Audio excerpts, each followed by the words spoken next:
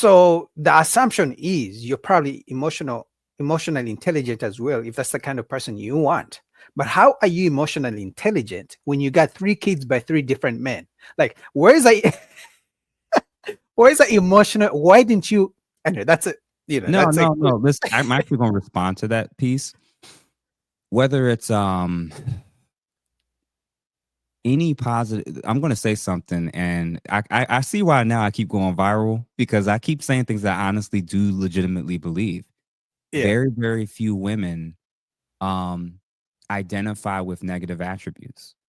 They only point out anything that's a positive attribute they attribute to themselves and other women. They don't identify with the things that's negative.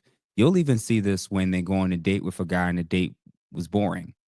They don't say like, "Oh, hey girl, how did the date go?" "I didn't go well." "Well, what happened? How was the guy?" Or what was the interaction? What went down? And she's like, you know what they tend to say? "He was boring." They don't say, "Oh, I was boring." You're never going to hear, you're never going to hear a woman, even when she says, "Oh, I was bored." That's an indication that he wasn't doing something. So it takes a while, and it usually takes some years. It usually takes some life hitting them, Father Time, Mother Nature to kind of come, and then before you know it, when they start to hit that wall, that's the beginning stage for a lot of them, where they actually can start to be much more open and honest about their negative things that they brought into relationships. This is why they'll describe all their exes as toxic and not themselves. This is why everybody, when life doesn't work out with them, they say they're the narcissist, not they themselves are narcissists. So a lot of women, not all, of course, but a huge percentage of them, if you're going in and out of relationships and not having very successful ones, and your perspective is it's because of the men and not because of the men you pick, and they say, "Well, I'm single by choice." No, you're single because of your choices. So the reality is even then you can start to get a glean as to when she's saying emotional intelligence, is she meaning both of us having better forms of communication, or is she actually meaning you telling me what it is that I like and want to hear?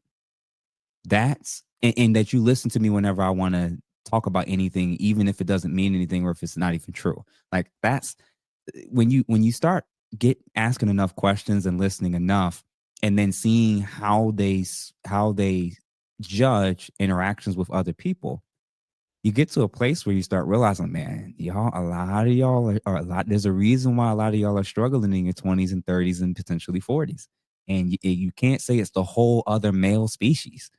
Maybe it's a combo of you keep picking dudes that you know aren't good for you. You love the charisma. You want the man that everybody else wants. You ignore the red flags. You got this woman's intuition, but it's always broken.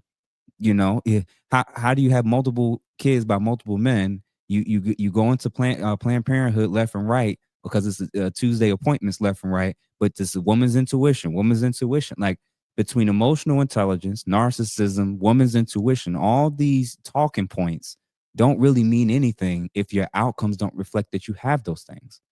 How are you emotionally intelligent if you've been dating for 15 years and you've been unsuccessful? I'm gonna be honest with you, man. Like, think of it this way: if you had a year, sorry, if you had a decade, if you had 15 years, if you had 10 years to take a test, and you've gotten to take the test multiple times, and you still ain't passed, where do you get off saying that it's everybody else that's not emotionally intelligent? Maybe you don't have, maybe your woman's intuition is just a trauma response. Maybe you really don't know nearly what you think you know in terms of the opposite sex and what they're actually looking for in you. Maybe you do need to ask a male's opinion, like your father, about how to better screen men, because you're not a man and you're picking the wrong men. Instead, it's easier to say the men just need to become more emotionally intelligent. The men need to get better. The men need to communicate better.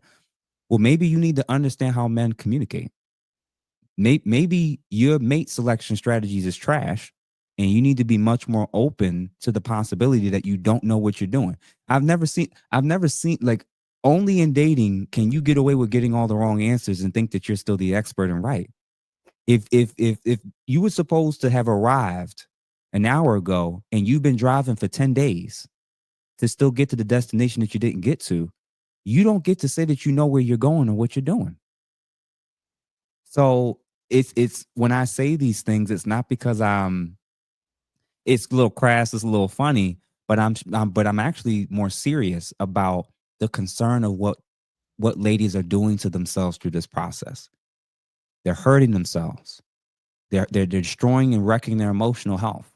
They're increasing their chances of getting anxiety and depression and getting put on psychiatric medication. They're ending up lonely when they don't want to be. I don't like it. I make these jokes facetiously because it's entertaining, but y'all don't know what y'all doing. And it's okay to admit that. But listening to the life coaches that don't know what they're doing either, and listening to the influencers who are living lifestyles and they're just trying to sell you a hope and a dream, like y'all, like I'm actually coming through the lens of saying like maybe there's a unique perspective that the ultra extreme feminists who don't have the lives you even want anyway, maybe there's another perspective that's on the other side of the aisle that's actually a little bit more helpful. And you don't have to quote unquote center men to care about men's feelings and men's views on things.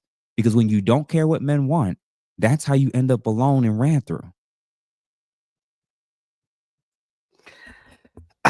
Yo, bro, like I've been saying this for so long, and the way you just put it, well, you do a better job than me. But for me, there's you literally painted something I've been talking about recently.